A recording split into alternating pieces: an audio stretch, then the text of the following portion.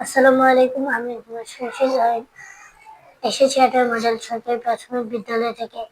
আজ আপনাদের জন্য নিয়ে এসেছি আমি সাহায্যকারী হতে চাই। লিখেছেন উম্মে সুমনা বুশরা। একজন মহিলার 5 জন ছেলে ছিল। তার সবচেয়ে ছোট ছেলের নাম ছিল আনাস।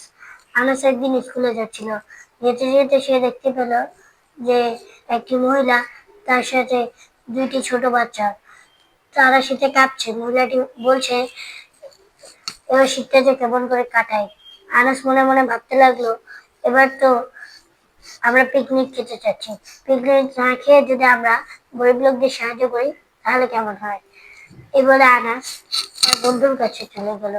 তার বন্ধুকে বলল, আমরা যদি পিকনিক না খেয়ে গরিবদের সাহায্য করি তাহলে কেমন হয়। তার বন্ধু বলল, ভালোই তো হয়, তবে আমরা যে ছোট, আমাদের কাছে তো টাকা নেই, আমরা কিভাবে গরিব লোকদের সাহায্য করবো।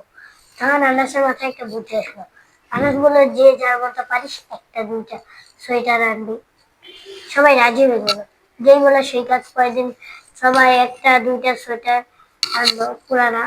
তারপর এরকম মিলে 72টা সোয়েটার হলো। তারা সেই গ্রামের জন্য রওনা দিল, যে গ্রামে অনেক দুঃখী মানুষ আছে। যেতে যেতে সবাই দেখতে পেল এক বৃদ্ধ লোক তার গাড়িতে মালামাল চড়াতে পারছে না। তারা সেটি তার তুলতে তাকে সাহায্য করলো।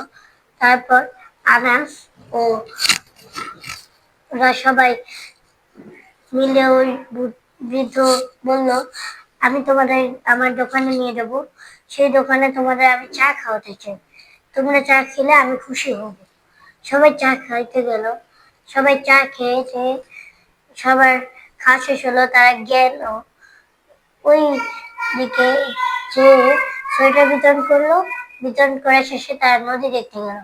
নদী দেখতে গিয়ে কেউ ছিঁড়ে নিল ক্যামেরা, কারো ফোন, কারো ঘড়ি।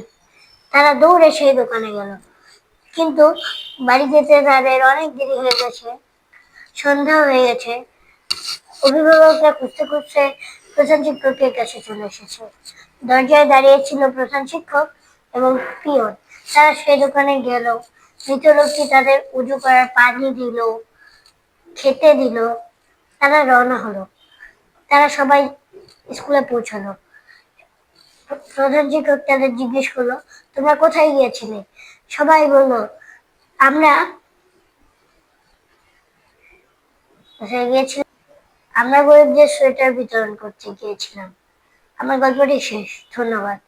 আসসালামু আলাইকুম। আবারও দেখা হবে ইনশাআল্লাহ।